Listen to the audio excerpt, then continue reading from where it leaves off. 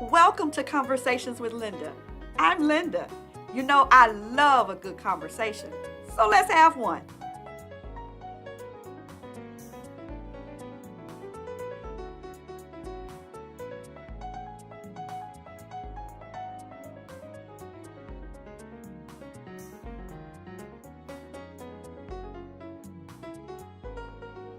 Now, before we go into our conversation, let me just give you a dose of good medicine. You do know that laughter is good medicine for the soul. This joke comes from one of our viewers. A very angry woman stormed up to the receptionist's desk at a doctor's office. "Someone stole my wig while I was having surgery yesterday," she complained. The doctor came out and tried to calm her down. "I assure you, ma'am, that no one on my staff would have done such a thing." "What makes you think that your wig was stolen during your surgery?" She said, "Well, after my surgery, I noticed that I was wearing this cheap-looking wig and it was extremely ugly." The doctor looked at her and smiled and said, "That means your cataract surgery was a success because you can see clearly now." That's a good one, y'all. Thank you so much, viewer, for sharing that joke with us. If you have a joke that you want to share with our viewing audience, go to lindawillisempowers.org and I'll share your joke with our audience. Today on Conversations with Linda, we are in for a great conversation.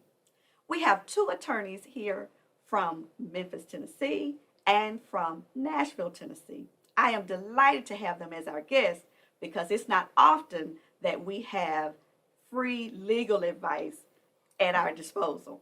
So I want to welcome to Conversations with Linda, Attorney Madeline Savage Towns and Attorney Joe Smith. Welcome to Conversations. Thank you for having me. All right. Now I want y'all to relax because we got a lot to talk about. All right. The people are waiting to get this information that you're going to provide today.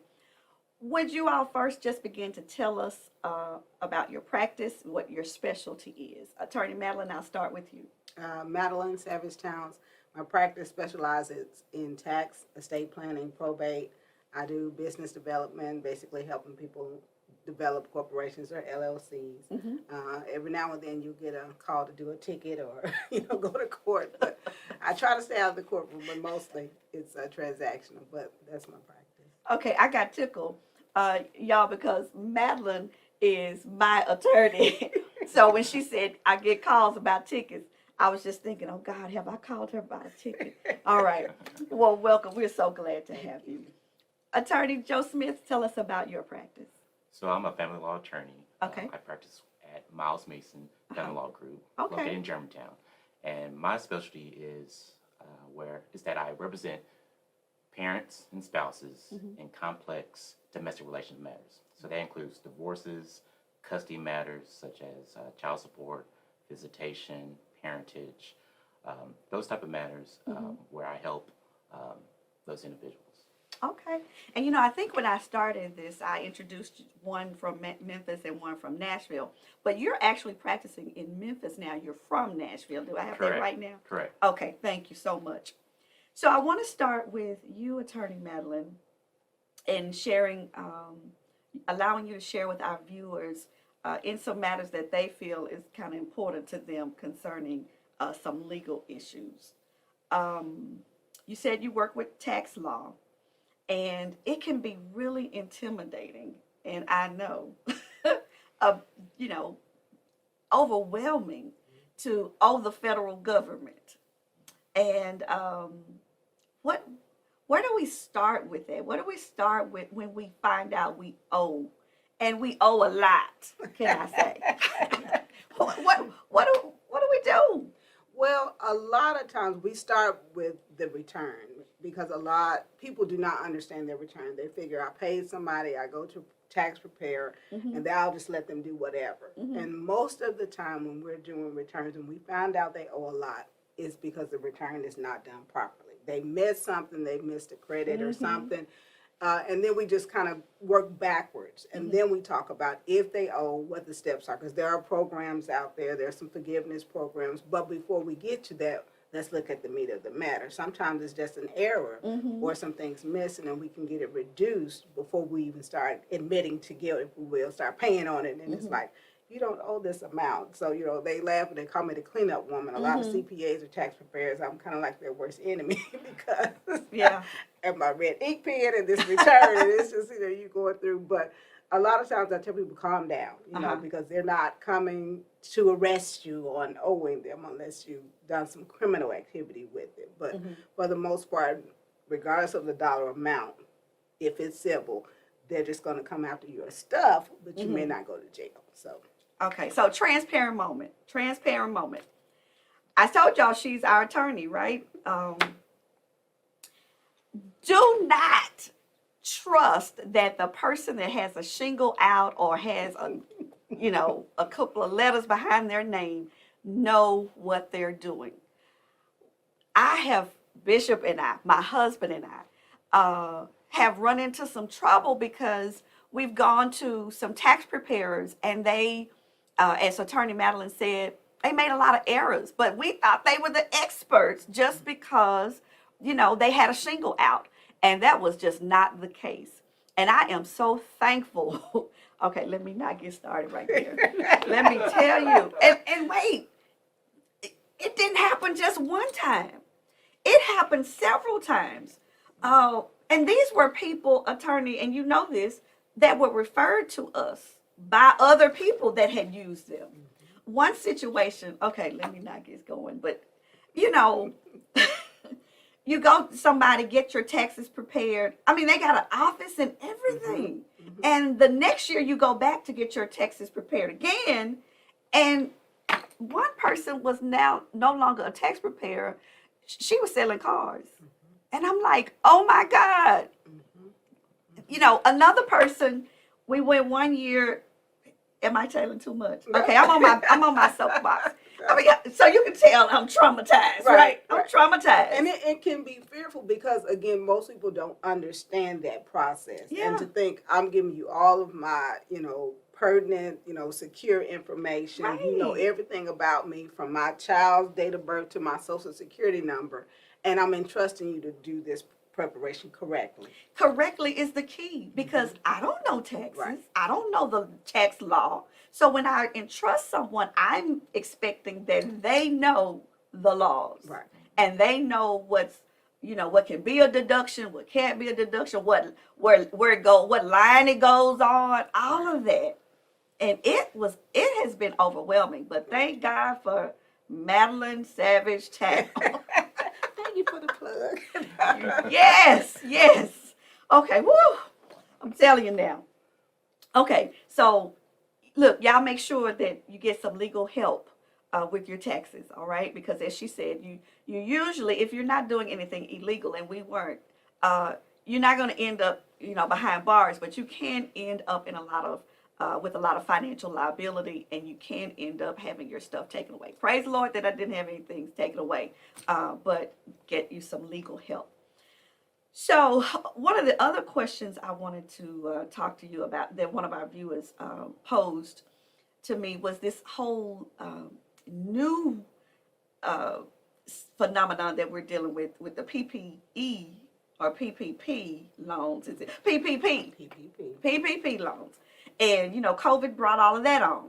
Paycheck Protection Program. Yes, ma'am. Okay, because all I know is PPP. Paycheck Protection Program. Okay, so, yes, a lot of people have made bank during COVID, because of COVID, right? What are they going to do afterwards? And so let me give a little background of this. You know, one person talked to me about, you know, they had a little small business and someone told them they could get PPP money, right? And all they had to do, you over there shaking your I told Joe, wait, you think this is some, wait till I come to you. Okay. All right.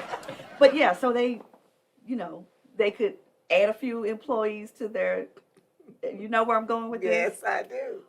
What are they going to do next year and the year after that?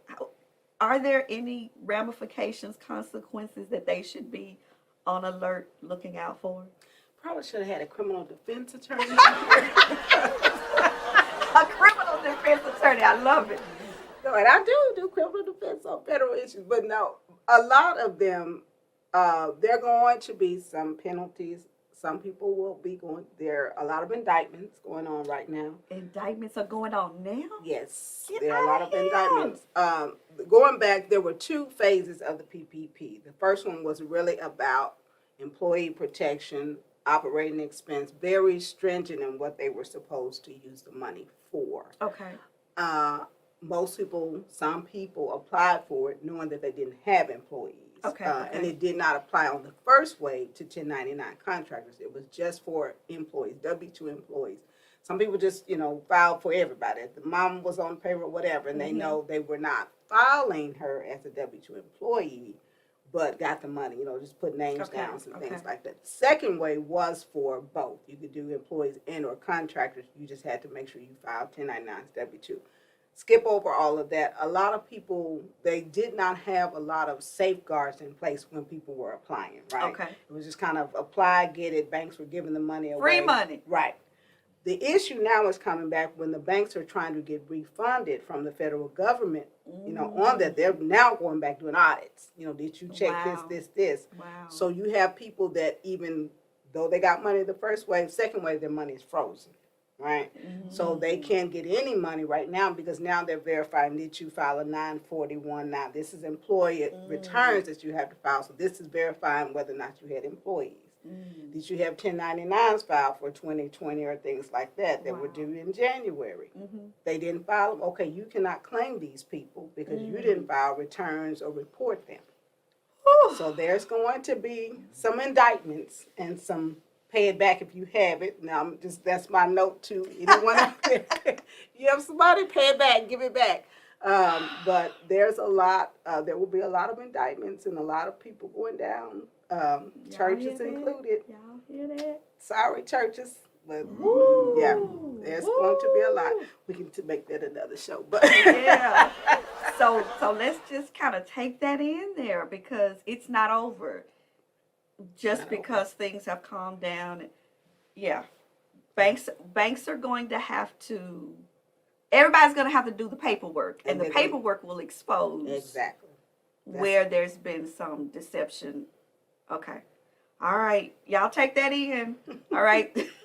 For a moment, just breathe. Just breathe. Save your money. How about that? Save your money so that if you have to pay some back because you don't have, 1099s and all of that. W-2s. So even when you file your returns, your expenses, because, if you're asking for $100,000 and, your business normally doesn't make but $25,000, $30,000, how do you justify that major gap? When, we're in the middle of a pandemic and on good years, your business may have done $20,000, $30,000. Wow. Okay. Yes, listen, I think we're going to have to go to a commercial break right there because, I feel you. You're sweating. You just kind of want to take that in and process it. We'll be right back. Who does it better than Scintillating Scents? Nobody. Specializing in essential oils, body oils, shea butter, and raw black soap. That's Scintillating Scents by Lolita. All right, welcome back to Conversations with Linda. I have with me today attorney Madeline Savage Towns and attorney Joe Smith. And let me tell you, this has been already an informative and interesting, thought-provoking conversation. We've got some other information that we were sharing off camera while the commercial was going on, and that will be on my YouTube channel. Go and make sure you subscribe to LindaWillisEmpowers.org or Conversations with Linda. Either way, we want you to make sure that you get this information that we were talking about even while the commercial was going on. So, Attorney Joe Smith, I want to turn to you because there is so much information that we need, and sometimes we just don't know who to talk to. I want to talk to you about child support because that's a really big issue. This whole co-parenting and how that all, happens and how it should be played out and processed. Can I just start by asking you, what are some of the challenges that you have seen in your practice, or the most common challenges with co-parenting and, financial matters? Yeah. So the most common one, I'll say, is making unilateral decisions. So oftentimes parents, they come to an impasse as to say, Johnny wants to play basketball, let him do it, not thinking that, well, does this interfere with Johnny's father's parenting time? Wow. And who's going to be responsible for paying for basketball? It's not fair for mom to sign Johnny up for basketball and expect dad to pay for it without having any input or say on it, especially if it interferes with his parenting time. So, listen, I have had so many, especially women, because women are oftentimes the custodial parent, have this challenge that they feel that their children, the child should have the right and the opportunity to be in so many different extracurricular activities, and the father, or let's just say the non-custodial parent, has to work around that and finance it. And Attorney Joe Smith is addressing that issue right now. So, as Pastor Gino Stewart would say, hear him with your good ear. So now, with a good way to solve that problem is having an order, whether it's a permanent parenting plan or a order that governs custody. And to address the decision-making issue, courts have to determine who's going to be making decisions, who's going to be the final decision maker. How are those decisions going to be made? Are they going to be joint, sole, or something in between? All right. And so let me make sure I understand you.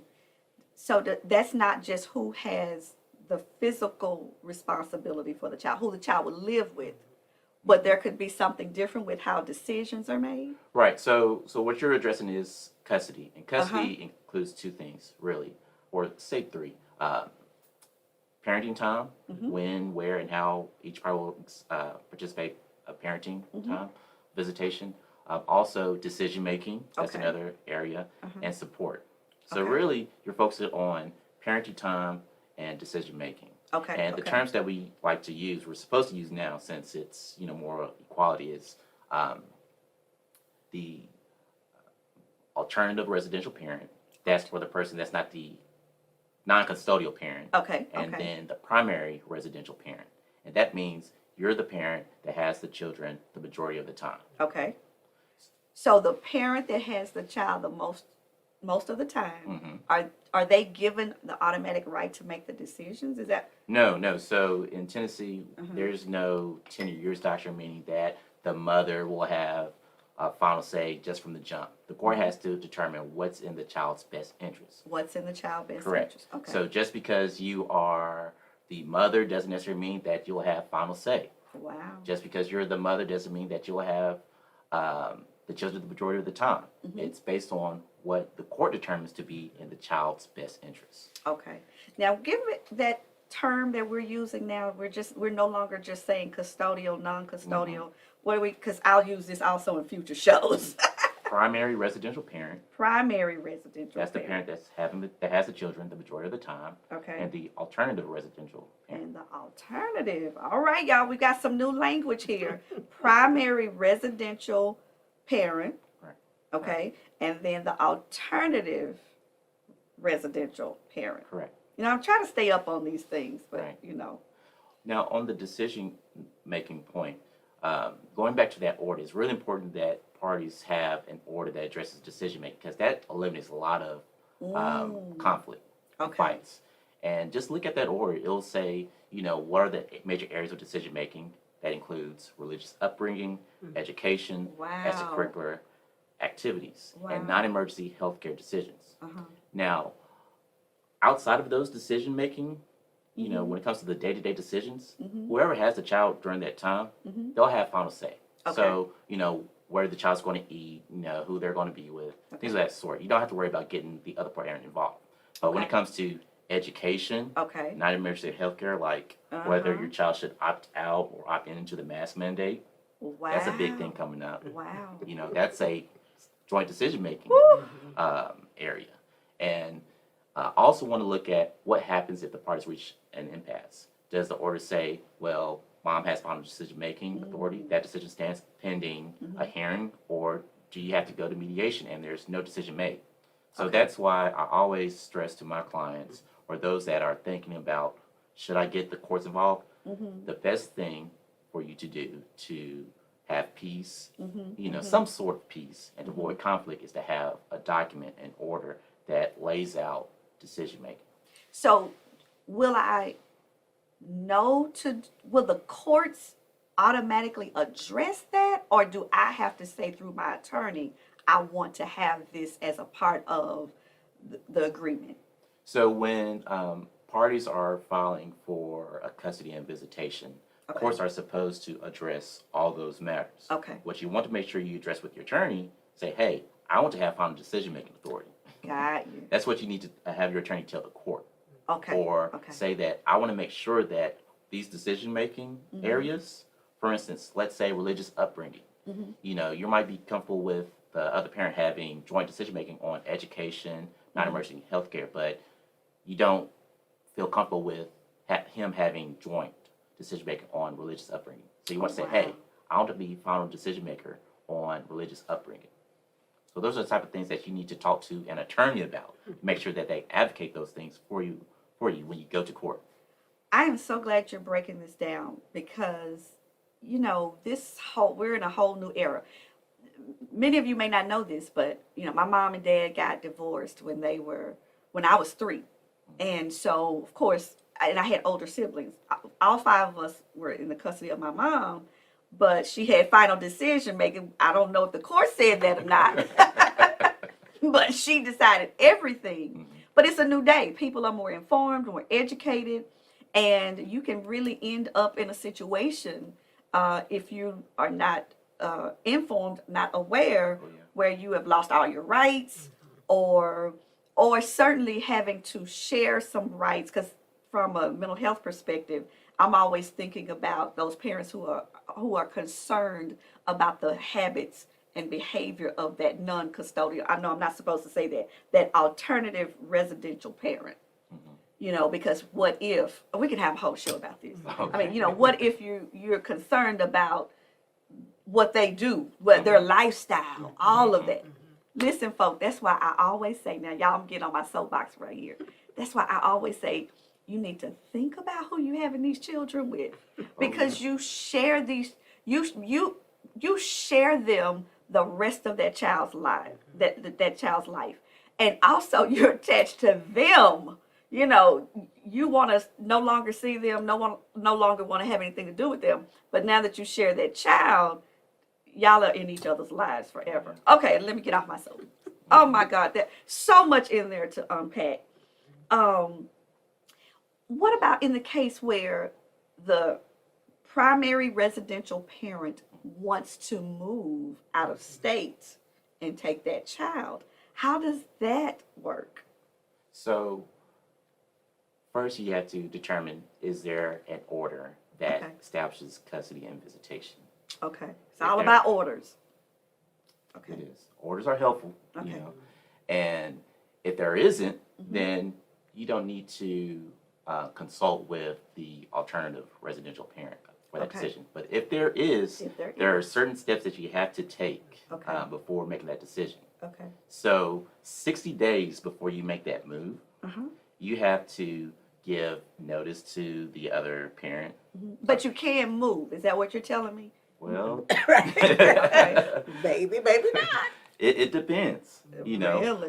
You have to state the intent to move, where to relocate, and also just there's some other things, but Okay. the big thing is that you have to let the other parent know that you have only so long to make a decision whether you want to object or to agree to it. Now, if the parent says, you know what, I'm fine with it, cool. Okay. Okay. But the key thing is, it doesn't matter whether you're the primary residential parent or the alternative residential parent.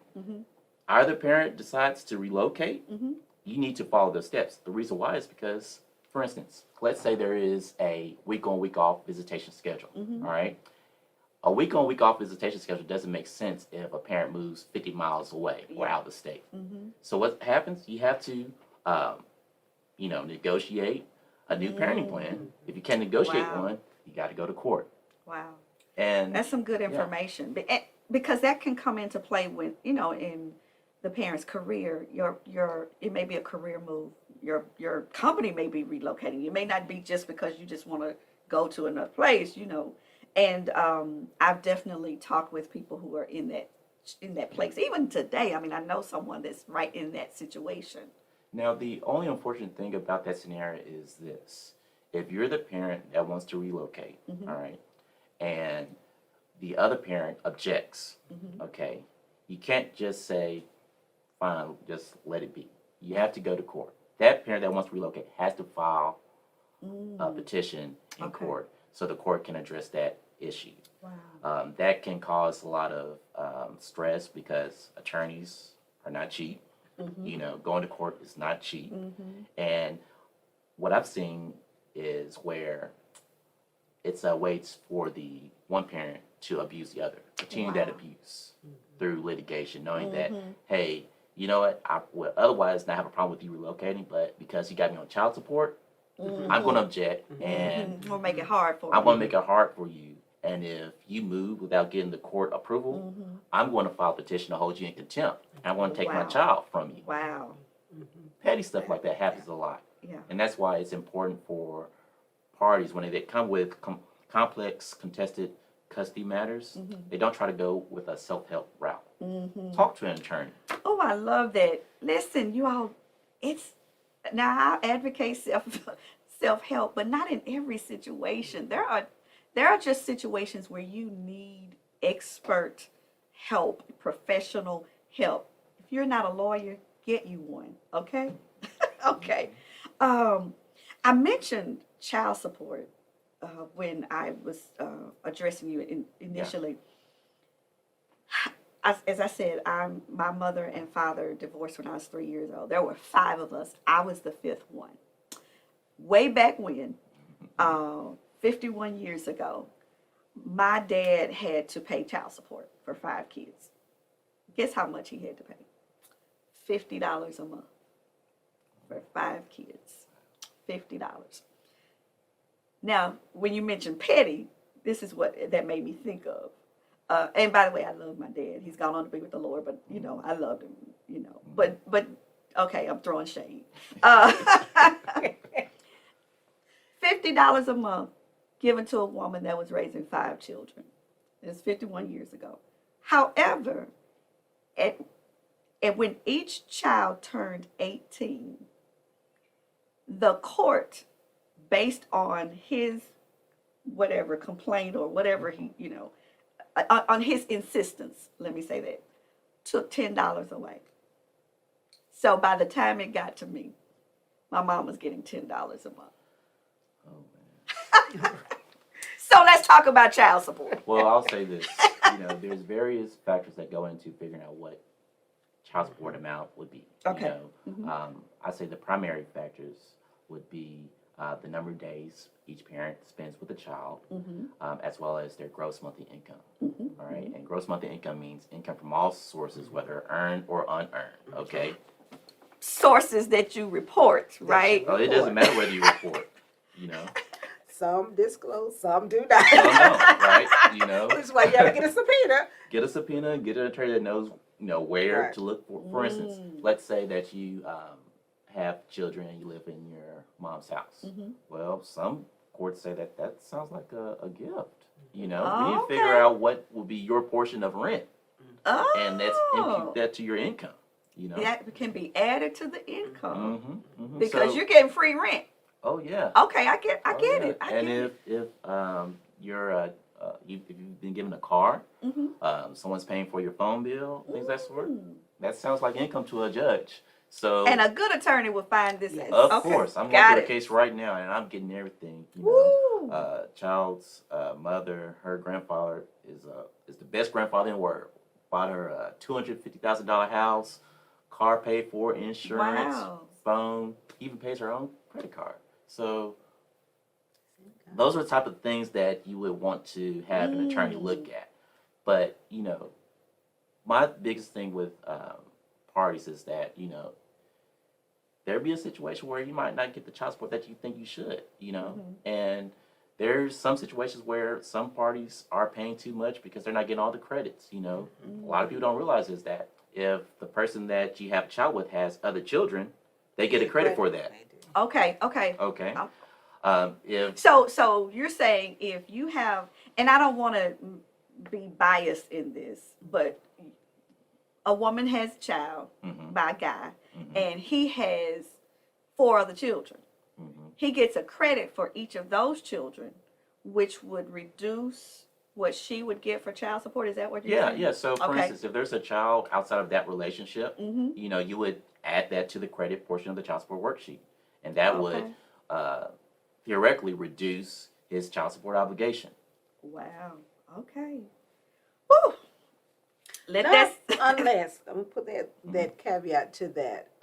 Now, I guess I've done a few child support cases. They spill over to the tax side. Okay. Well, this morning. So they spill over They to do the tax spill over side. because you got to split. Some parents want to split the child tax credit. Okay. And then you have if they split 50-50, they have rules against that. So you can do that? You can split the child tax credit. can. Interesting. Depending on the order. Again, if you get a crafty enough attorney. But even Oh, on wow. giving credit to the children, I guess strategy that I have used before to not eliminate but reduce the number of credited children was making them go get fraternity. To establish if that's I got some heavy hitters here. Yeah. So I mean, then it was like no. So either it was give tail, they didn't want to tail, give tail, or I don't want to count that Gotta child. make a decision. Right. Now, oftentimes, you know, my experience in juvenile court, you know, they're good about figuring out who's the child's father and somebody's going to pay for support. Because oftentimes, what I realize is that a lot of mothers, they'll say, you know what, I really didn't want to put him on child support, but they made me do it anyways because I'm on food stamps. That's right. Okay. And the state doesn't play about that. That's right. Got you. And so with that said, Attorney Joe, I know that there are cases where the primary residential parent says, they do right by their child. They make sure they have everything they need. Would it be in the best interest of the primary residential parent to still pursue child support just to keep it all in order and legal, or have that informal agreement? No. No? I tell parents, say, look, I think, that's a good, hope to have, because things change. Okay. And here's the other thing, and I'm really more on the alternative residential parent. Okay, wait a minute. So you're saying, before we go to the explanation, you're saying no to don't put them on child support, or do put them on child support? Put them on child support. Okay. I was responding to that, well, he's doing right by the child. Okay. I don't think it's right to Okay. get the state involved and have them pay child support. Well, there's a lot of goals that the state has put into the child support.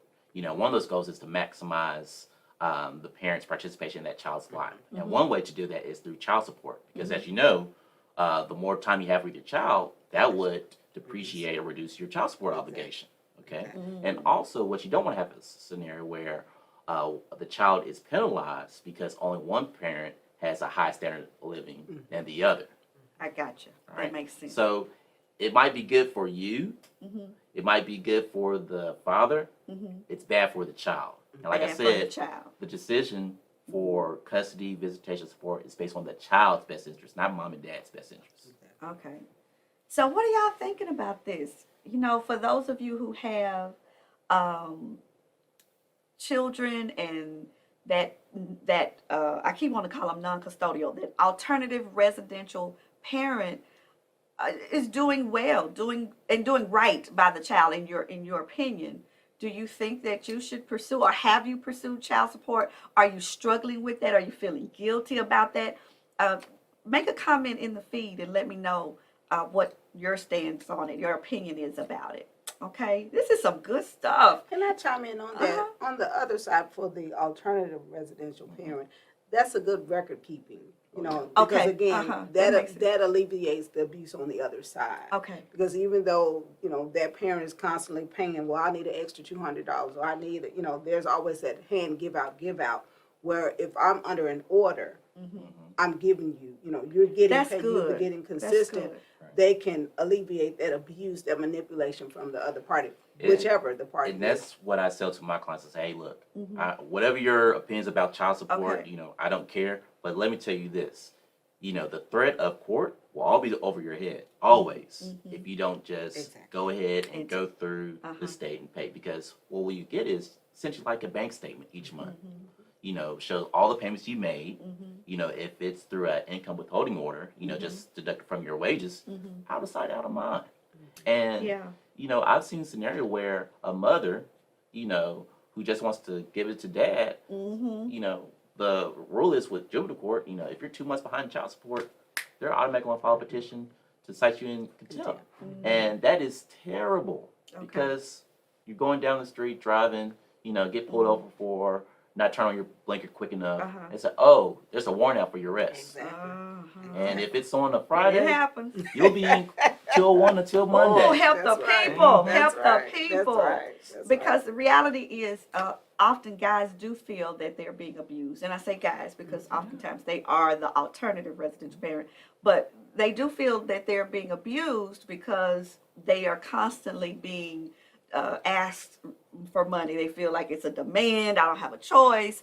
But then feeling somewhat abused that they're being placed on child support. So you've given us a whole different perspective. Oh, yeah. That it's really a good thing for record keeping, for not having the Oh, yeah. So I hope that you all are really having some aha moments as we are talking to Attorney Madeline Savage Towns and Attorney Joe Smith. Both are here, located in the Memphis area. They are, let me tell you, they're giving out some good information, some good advice.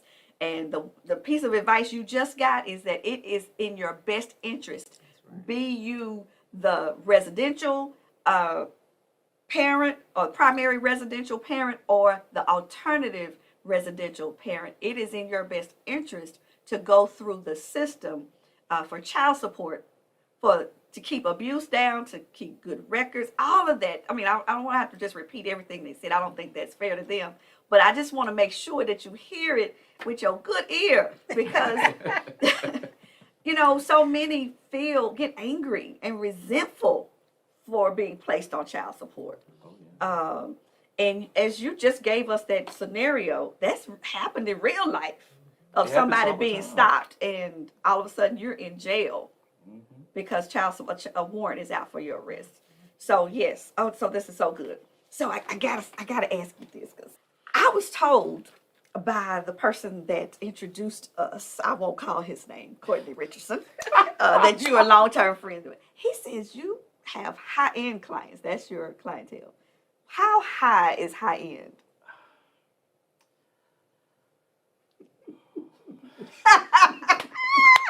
Kind of put me on the spot, but what I like to say is I represent clients from all backgrounds.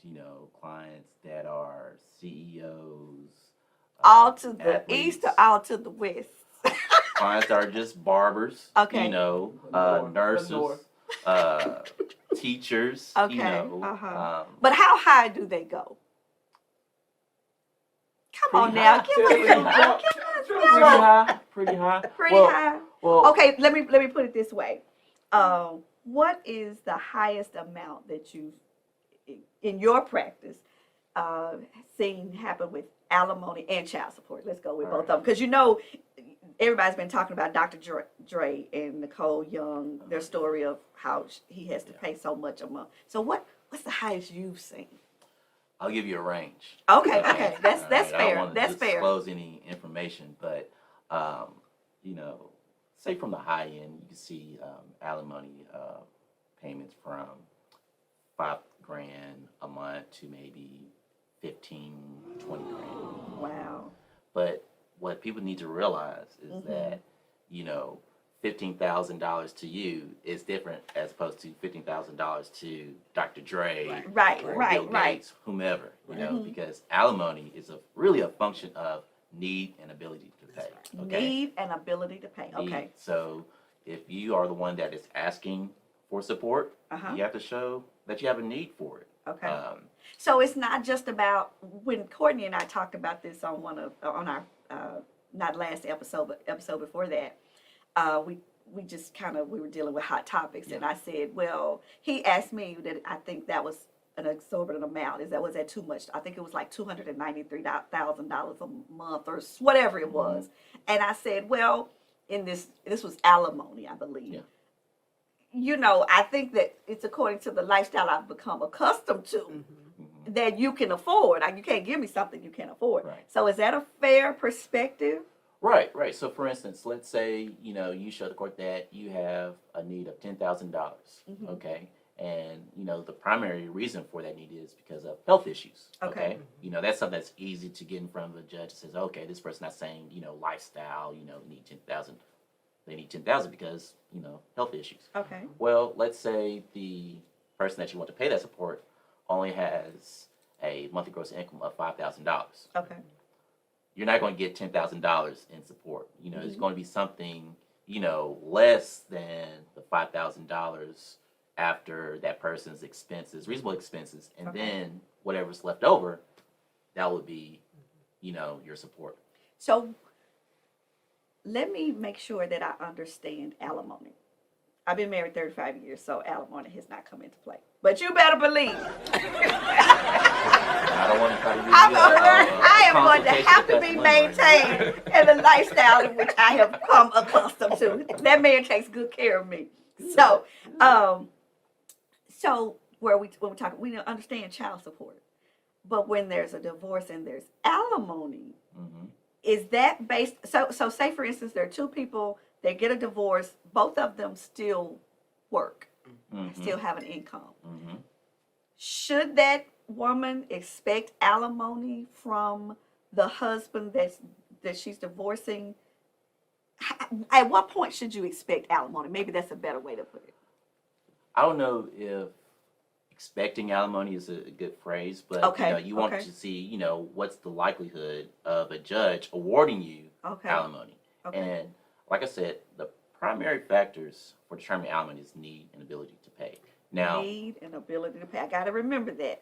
Need and ability to pay. Now, there are other factors the courts have to consider, like age, health, lifestyle of the parties, their assets, things of that sort. The courts have to go down and look at their earning capacity, things of that sort. But in Tennessee, there's a preference for short-term rehabilitative alimony as opposed to long-term alimony. Now, for a person that's been married for, let's say, 36 years and they've been treated well and they're accustomed to a certain lifestyle, you would say that, all these contributions I made, that would help me get alimony, this is what I'm used to. So I would want to have long-term alimony because I'm 60 years old. You think I'm going to get a job? It's not happening. Not. So that person might be a good candidate for long-term alimony. The technical term is alimony in futuro.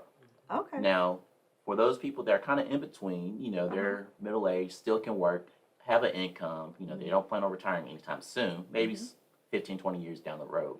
Okay, well, maybe you need some rehabilitative alimony. For instance, you were out of work, you've been a homemaker, although you have a degree, say you're a nursing degree, it's going to take you some time to get back to self-sufficiency. That's what the court is going to look for, self-sufficient. Is that possible? Is it likely? That's something that you need to be able to show to the court. This is some good stuff. Let me tell you. Thank you all for tuning in to Conversations with Linda. I hope you are being as informed as I am. Look, you all have now equipped me to be able to tell somebody else because folks come to me. I'm a pastor. They come to me for advice, and I'm gonna say, go get you a good attorney. How about that? Right. That's what I'm gonna say. That's right. Guess what? I have a YouTube channel now.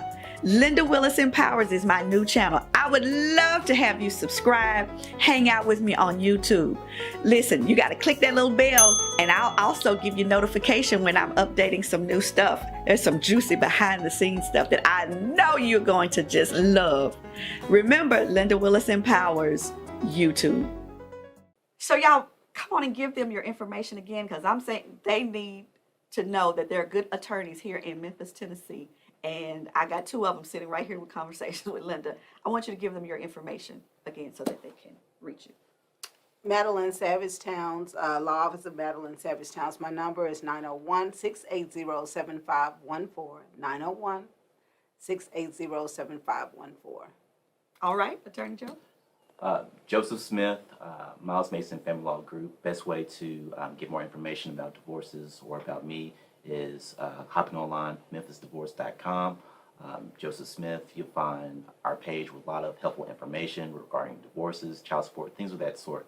So that's a great way to reach out to me. Awesome, awesome. Listen, y'all have been so. I'm just hyped right now. But we're gonna offer some more information on our YouTube channel. So don't fret about it. We got some more things that we're gonna cover to make sure that you have all of your questions answered. But I want to thank you both for being a part of Conversations with Linda. And Attorney Joe, you came with some swag gifts. One is Divorce Client's Handbook, what every divorcing spouse needs to know. Listen, it's got to be a good read because there's a lot of information in here. So I got to start reading so I can help the people out. And then Tennessee Parenting Plans and Child Support Worksheets. Okay, you can do a whole workshop on this stuff. Okay, Building a Constructive Future for Your Family, featuring actual examples of parenting plans and child support worksheets for real cases. Can they just buy this online, Amazon.com? Or Yeah, just reach out to our office. reach out to your office. Okay. Wow. memphisdivorce.com. Love it, love it, love it. Wait a minute, because I love gifts. I love gifts. Woohoo! I got something to put my... How did you know that I'm trying to increase my water intake? I did not know. Okay, well, I'm telling you, it's going to help me out. It's going to help me out. So I got all kinds of gifts. I can't wait to the show is over so I can look at all my gifts. It's exciting. Our question today comes from a viewer who says, my husband and I have been married 7 years. We are a blended family. To this union, I brought 4 children and he has 1. They range in age from 13 to 26. My husband is an ordained minister and we are active members in our local church body. As of lately, I know that my husband feels like I give too much attention to our kids.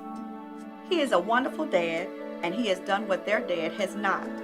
We have 1 college graduate, 1 senior in her senior year of college, 1 in her sophomore year of college. The boys are in high school and middle school. They are all good kids. They need help to get to the next phase of their life.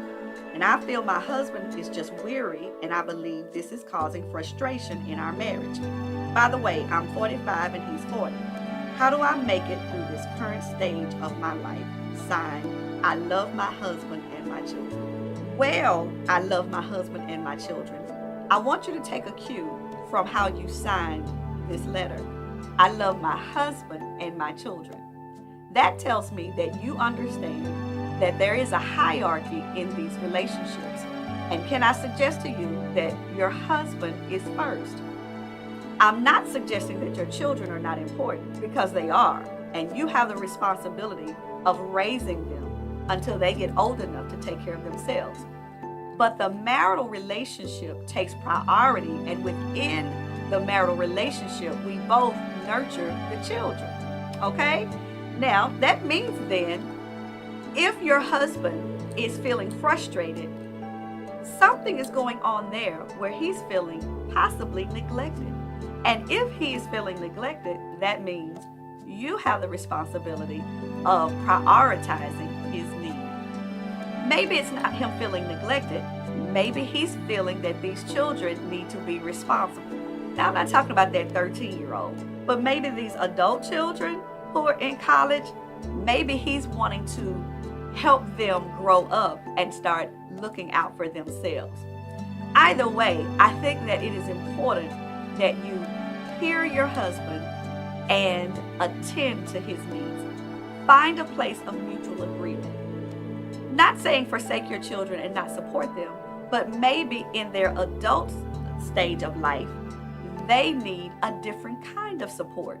So I encourage you to explore with your husband ways in which you can support them that is not necessarily the same way you did when they were younger.